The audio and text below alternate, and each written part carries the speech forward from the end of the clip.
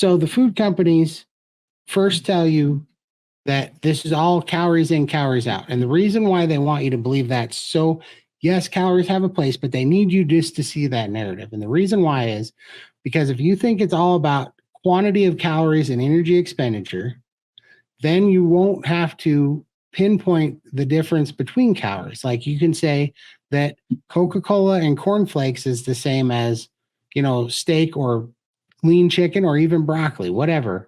They want you to not distinguish between the calories. They firstly and foremost want to say that they want to disregard the fact that nutrition matters and building blocks matter, and they want to push off their poison, their addictive crap, as being the same value as all those other things, to be on equal playing field. First of all, that's the first thing they want you to see. And then that way, when it fails, because they're doing an impossible thing, they're telling you to go restrict how much Coca-Cola and cornflakes and Pop-Tarts and Taco Bell you eat, because that should be easy, right? It's only designed to be 8 times more addictive than cocaine.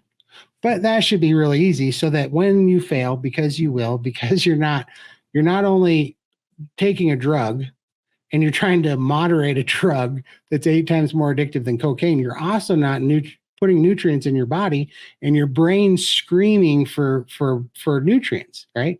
Because you are deficient. So they know they've created this impossible environment that they can now shift the blame on you. Because now when you go in there, every time they go, well, how many calories did you eat?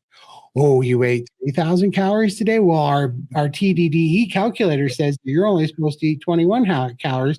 How do you expect to lose weight if you can't control yourself? And they play this stupid narrative, but it gets better, right? Then these bastards come around and they go, you know what we're going to do? We're going to create fat positivity, right?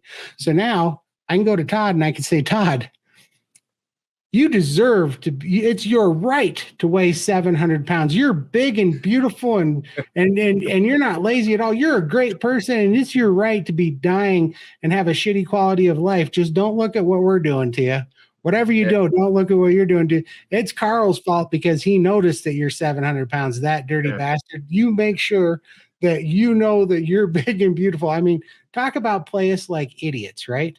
Just sit there and tell us put anything else in that place and say, Carl, you deserve, it's your right to have cancer, Carl. It is your right to have cancer. And anybody that wants you to not have cancer because they say it's unhealthy, well, what a bunch of bigots, Carl. What a bunch of bigots. And the amazing thing I found that when I was morbidly obese, everyone saw me as this happy-go-chappy. The minute I take action and I lose weight quite drastically, and I did lose, 60 odd pounds within 4 months and have carried on losing from there, everyone suddenly becomes a doctor and is worried about my health and what I'm eating. I'm like, you didn't give a shit when I was nearly 20 stone. You couldn't give a monkeys.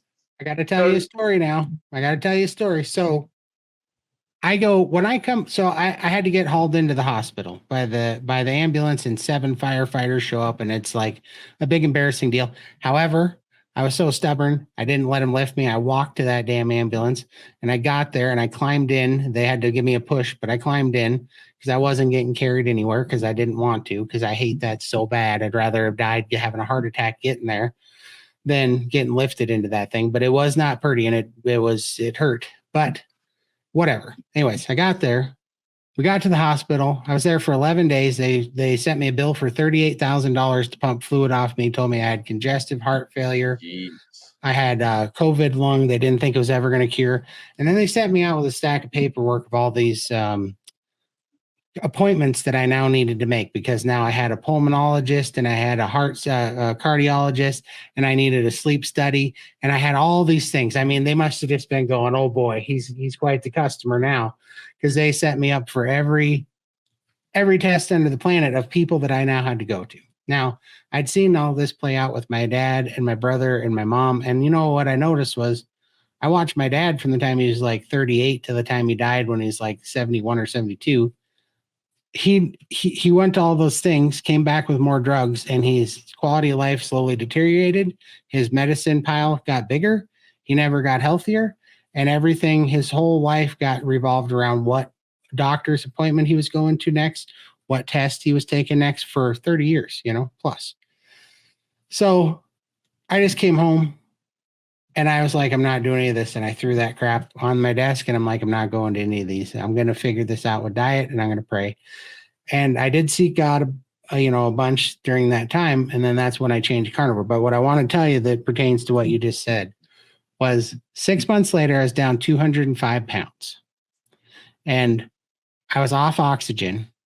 My resting heart rate went from 107 beats a minute to 68 beats a minute. My oxygen saturation went from 88% well on 6 liters of oxygen to 96% off oxygen. My depression and anxiety was completely gone. I was completely mobile again. I could, go wherever I wanted. I could stand up. I was super happy. My skin was better. My lymphedema was exponentially better. Just all these problems that I had. So I decided to make my 6-month checkup with my cardiologist and tell him the good news. Also, I had stopped taking all the medicine, the gout medicine, the blood pressure medicine, all the heart pills and the statins and all the bull crap. I stopped taking all of it. And I wasn't on any medication. And I was just the picture of health the healthiest I'd been in forever. I go and I talk to my cardiologist. I tell him all the improvements. He sees it. I tell him everything. And the only thing that son of a bitch said was, I'm worried about your diet. Not eating fat and protein. By default, you're going to eat a lot of carbohydrates. When you eat a lot of carbohydrates, you're going to have a lot of insulin responses. Insulin is an incredibly, aggressive hormone that's going to cause insulin resistance and it's going to cause hormone imbalance. One of the first things that insulin does is it blocks leptin sensitivity. Leptin sensitivity is your satiation hormone, your first line of defense on appetite control. You lose leptin sensitivity. It's crazy when you get it back because you're like, what is this? What is this crazy thing that I'm experiencing when you start to heal? But so that takes away your appetite control, which is why we all start to eat until we feel full until we feel satiated like we're supposed to. And then also we're just not taught that, we eat for two reasons. We eat for fuel, but we also eat for nutrients. We eat for building blocks that our body needs to run and repair itself. Well, I wasn't taught about the building blocks or the nutrients. And that's because of the propaganda where they tell us that calories are equal no matter what they come from. And they don't speak of the building blocks. But imagine that your body's screaming for protein, collagen, amino acids, all these things. And you keep eating apple juice and bananas, right? You're just getting empty calories and your body's like, it's not what I'm calling for. So it's going to take all those calories. It's going to spike your insulin. It's going to work really fast to store it as fat. And then it's going to tell you to eat again. It's going to say, no, we need that protein. We need the food. We need the nutrients that we're short on. And we just keep going into that cycle. And they do a protocol there called priming and fasting. And their thing is fasting is absolutely good to get lean, which we all know this works because we watch bodybuilders do bulks and cuts, right? And it mimics our natural heritage where we would feast and we would hunt, right? So you'd get a kill, you would eat for a few days,